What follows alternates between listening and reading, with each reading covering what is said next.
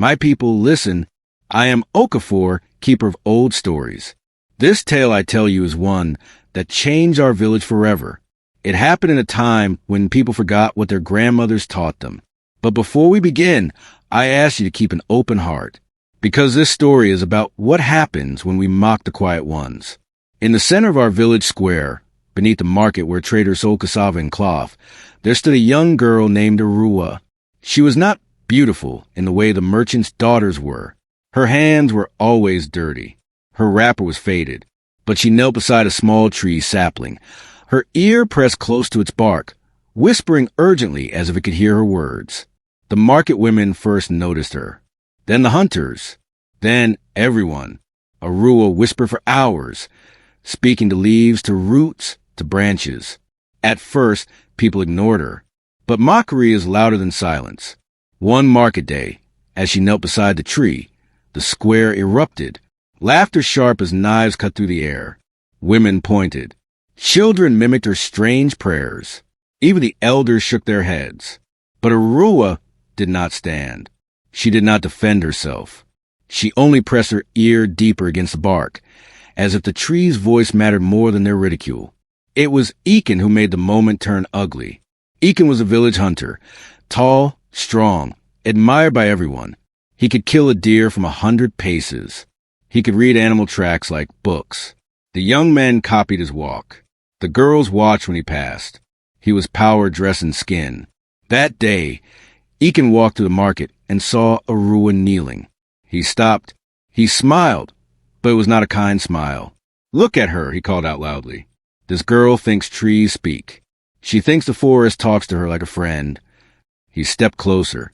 "While our crops fail, while our children go hungry, she sits in the dirt, wasting time with branches." The crowd laughed harder. "The forest does not speak to anyone," Ekin announced. "It only speaks to those foolish enough to listen. Arua, you distract our village from real survival. You fill young heads with nonsense when they should be working."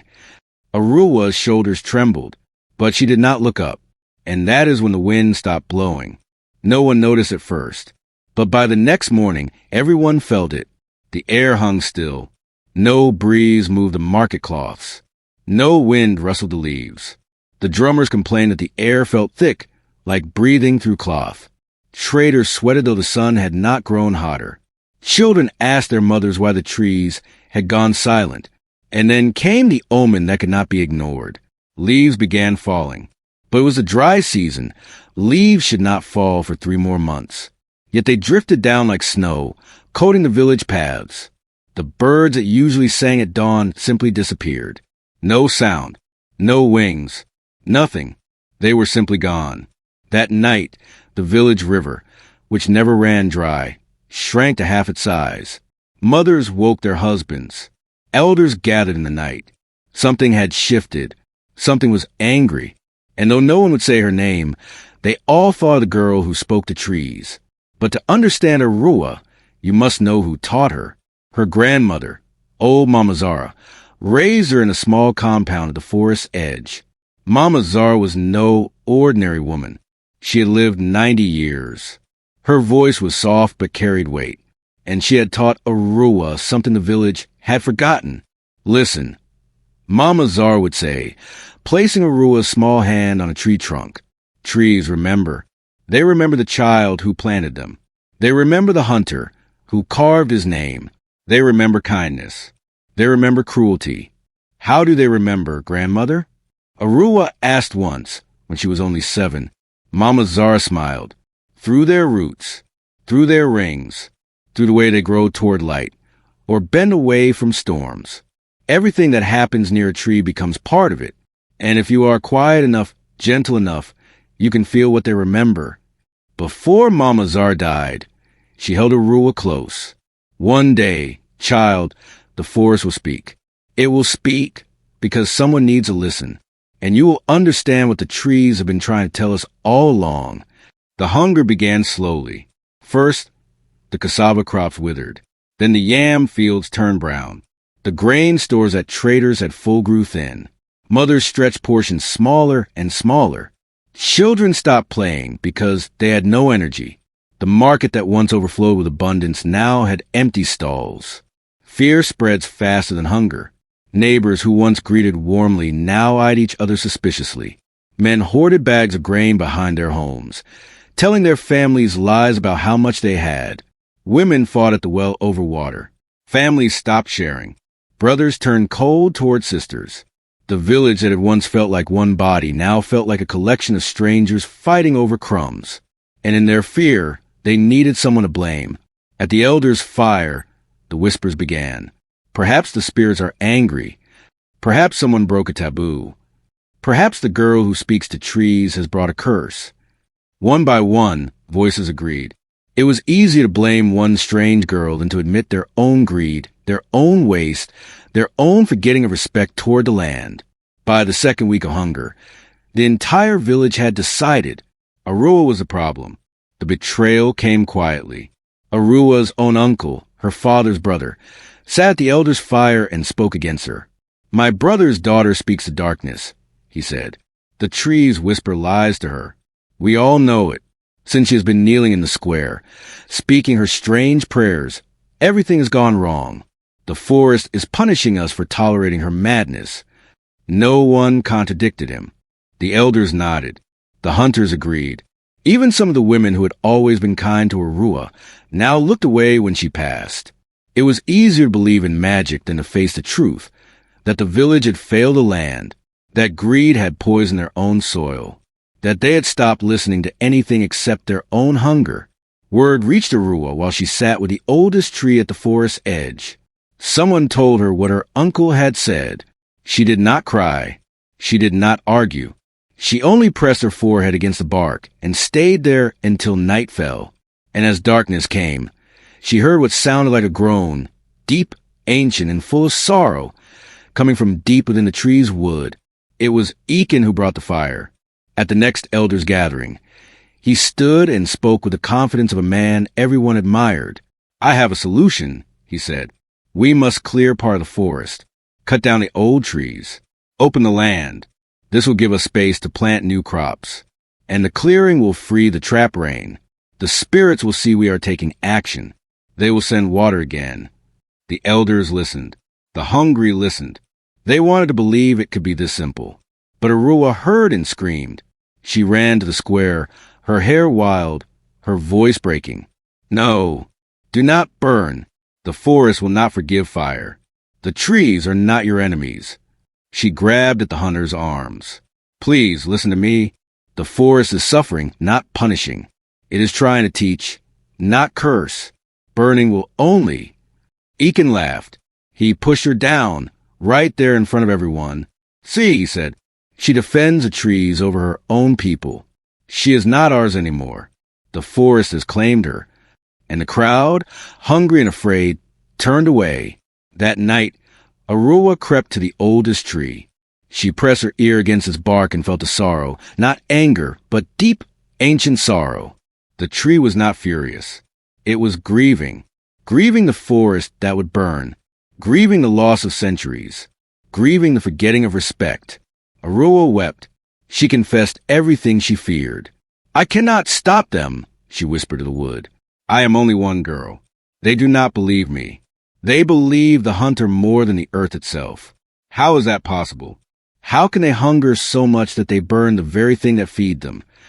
And the tree, Arua felt this deep in her bones, answered not in words, but in understanding. It said, "Your pain is our pain. Your loneliness is our loneliness. But you are not forgotten." Arua lay beneath that tree all night, her hand on its roots. And when morning came, smoke rose in the distance. The forest was burning, and everything she loved was turning to ash. The fire consumed the sacred forest. Flames devoured trees that had stood for 200 years. Trees that had sheltered hunters and hidden fugitives. Trees that had held the memory of generations. The smoke was so thick that at noon, the sky turned black. Ash fell like snow. The air tasted of burning wood and endings. Hunters rode through with torches. Ekin led them, grinning, watching the destruction with eyes that gleamed with something darker than hunger. It was not hunger driving him. It was greed and power. the beautiful forest, the one that had sung with birds and whispered with wind, became a graveyard of charred trunks and blackened earth. And Arua watched from a distance, tears streaming down her face, feeling as if her own heart was burning.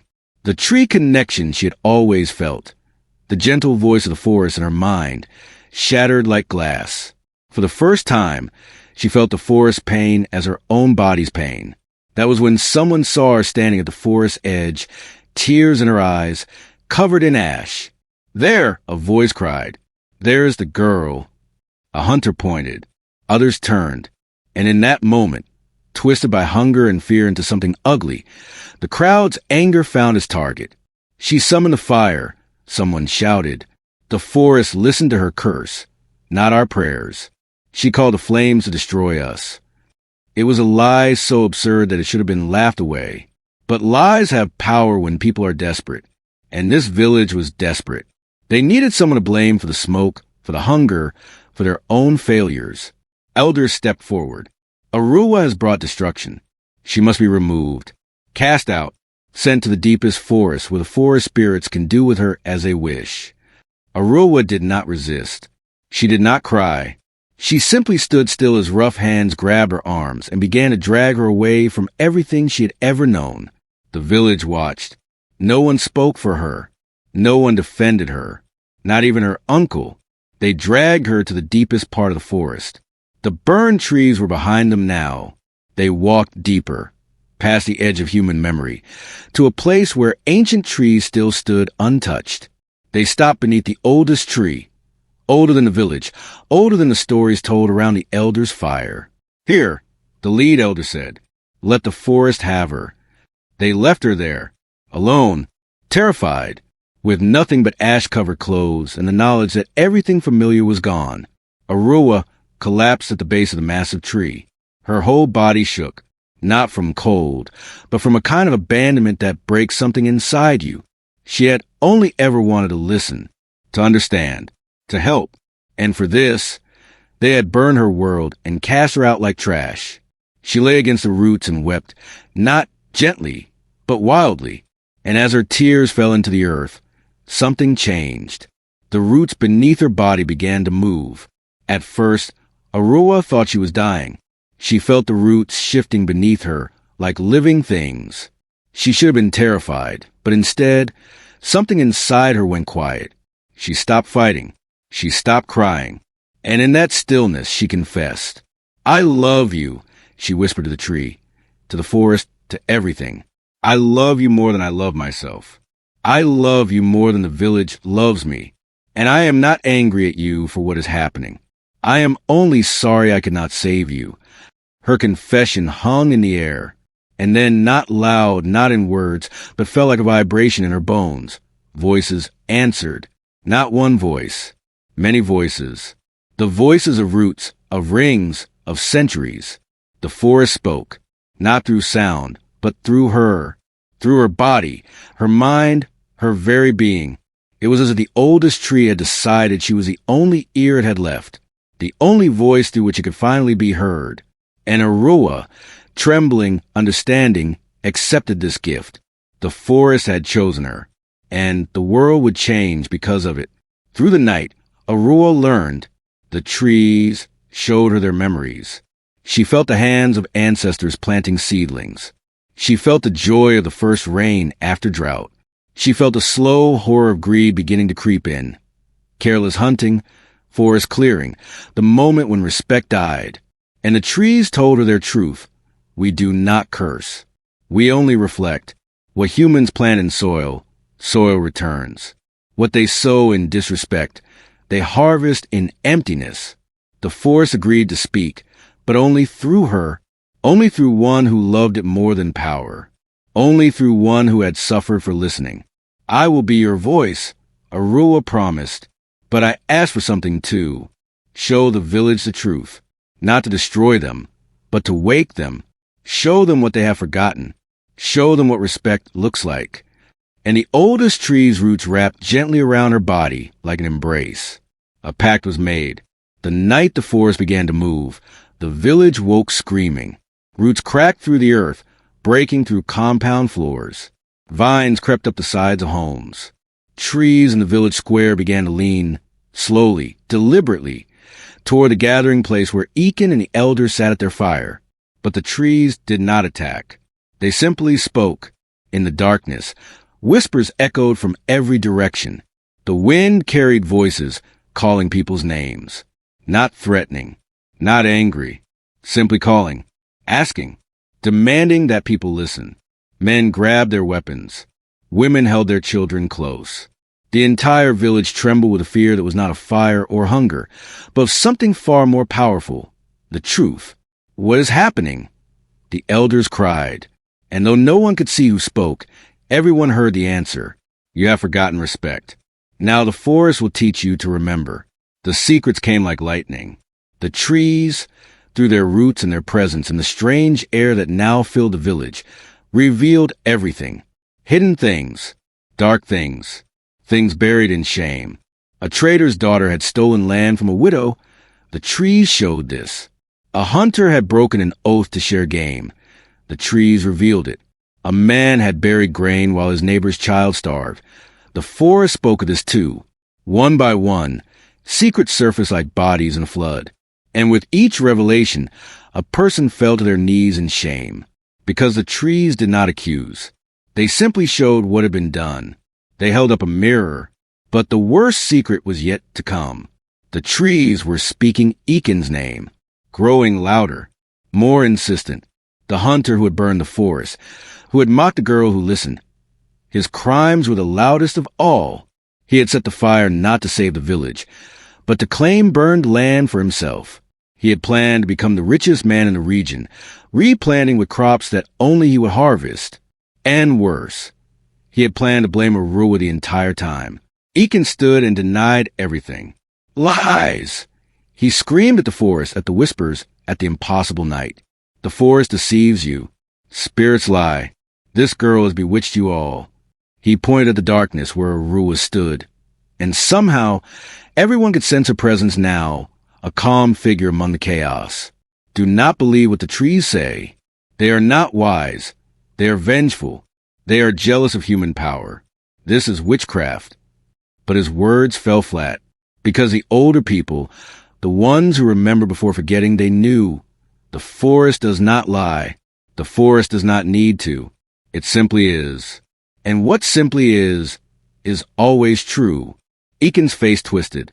He understood he was losing, that his power, built on lies, on mockery, on greed, was collapsing in front of the entire village. And in his desperation, he did something that sealed his fate. He pulled a torch from the fire at the elder's place and raised it. If the forest wants to speak, I will make it silent again. I will burn it all. The forest rose up, not violently, not with anger, but with purpose. Roots erupted from the earth beneath Ekin's feet, not to crush him, not to kill, but to trap, to hold, to force him to stand still and watch what his fire had done to the world. The village watched in awe and terror as living roots wrapped around the hunter's legs, his waist, his arms. He could not move. He could not run. He could only stand there, frozen, as the truth of his crimes played out in the night air like theater. The forest showed again, Ekin lighting the fire, Ekin laughing as the trees burned, Ekin imagining himself as lord of new, cleared lands, Ekin planning to let Arua burn with the forest and claim innocence. It was all there, visible, undeniable, but Arua stepped forward and the forest fell silent. Everyone watched as the girl they had cast out, the one they had blamed, the one they had tried to destroy, walked toward the trap hunter. She was not angry.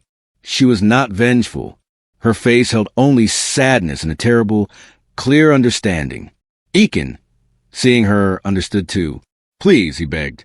I was afraid. I wanted power because I was afraid of becoming nothing. Please do not let me die here. Arua knelt beside him. The roots held him firm.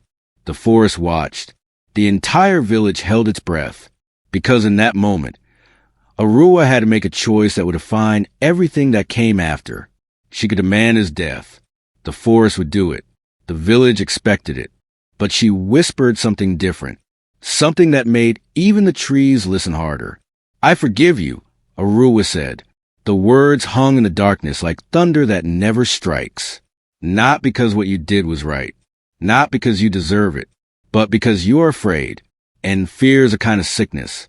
And I have been taught that the answer to sickness is not death, but healing. Ekin broke then. He wept like a child, understanding that he had been seen, truly seen, and that instead of judgment he was being offered grace. But forgiveness is not the same as freedom. Arua continued. You must pay a debt, not to me, but to the forest you destroyed. She turned to the trees, and through her, everyone heard their sentence. He will be bound to replant. For his entire life, under the watch of those he mocked, he will restore what he burned, and he will never forget what trees remember.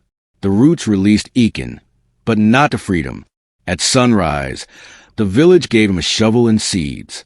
He was led to the burned forest, and for the first time in his life, Ekin, the gray hunter, the admired one, became a laborer, a planter, a servant to the earth he had destroyed. And everywhere he worked, the trees seemed to watch. Branches bent toward him. Leaves whispered. It was not torture. It was something more powerful, conscience made visible. But the strangest thing happened. As Ekin dug and planted, day after day, something inside him began to change.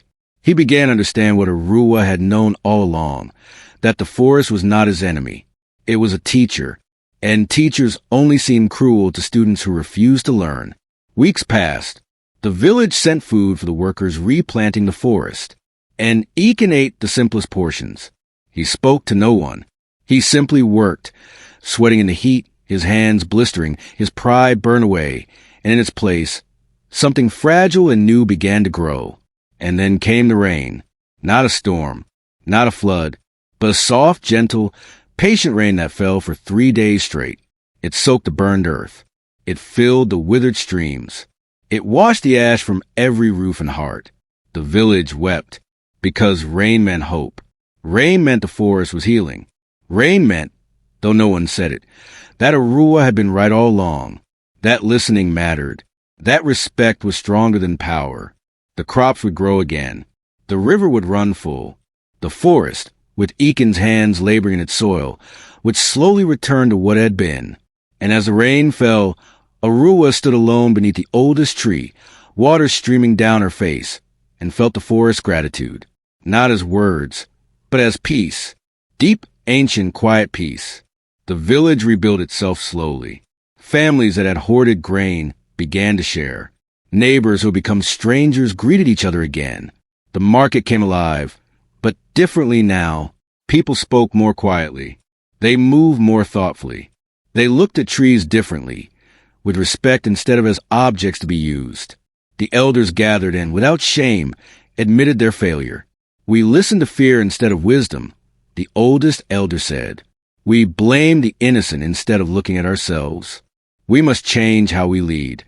And they asked Arua to join them. Sit with us, they said. Help guide the village. You have earned authority through wisdom. Take your place of power. Arua listened to their request. The entire village held its breath, waiting to see if the girl they had cast out would accept power over those who had rejected her. She shook her head gently. I will not lead, Arua said, but I will listen, and I will speak for those who cannot speak for themselves. And this became her role, not a ruler, but a bridge between the village and the forest, between humans and the earth they lived upon. When decisions had to be made about cutting wood or clearing land, Arua would sit with the trees and listen. Then she would tell the village what respect required. Sometimes the answer was yes, take what you need, but with gratitude. Sometimes it was no, this land must rest. Sometimes it was harder, you must give back more than you take. And the village, having learned the price of not listening, obeyed. Years passed this way. Arua grew older. The forest grew thicker. And Ekin, whose hands had replanted 10,000 trees, finally understood something that changed him forever. He understood humility. Decades later, when Arua was old like her grandmother before her, the village held a ceremony. The forest was restored, not exactly as it had been, but alive again. The birds had returned. The wind sang through leaves. And beneath the oldest tree, a young child placed her ear against the bark, listening. The forest slept now, but it was not dead. It was resting, remembering, knowing that there would always be someone to listen. Eakin, now gray and bent, attended the ceremony. He knelt beside Arua and said nothing. Sometimes true change needs no words. She placed her weather hand on his gray head, and that gesture, that simple, quiet gesture, held more power than all the shouting and judgment that had come before, because she had taught him what the forest had always known, that the only way to be truly human is to remember that we are part of something larger than ourselves. So here's the lesson, my people. Those who mock quiet wisdom do so because they fear being judged by it. Eakin mocked Arua because her quiet truth threatened his loud lies. The village blamed her because admitting their own greed was harder than finding a scapegoat. But wisdom, true wisdom, is patient. It waits. It is not angry when you ignore it. It simply reflects back to you, in time, what you have sown. This village learned too late, but they learned. And somewhere in the forest still, they say, if you are quiet enough and respectful enough, the trees will speak to you, not through magic, but through understanding, through connection, through remembering that everything alive, every root, every branch, every breath, is part of one ancient conversation about respect, consequence, and the cost of forgetting. The trees remember, and they are patient. Now, my people, I ask you, what will you do with this knowledge? Will you mock the quiet ones? Or will you finally learn to listen? Because the forest is watching, and it always remembers. If this story touched your heart, if it made you think about what you are planting in the soil of your own life, share it. Tell it to someone who needs to hear that change is possible, that redemption is possible, that the world speaks to those who finally stop and listen.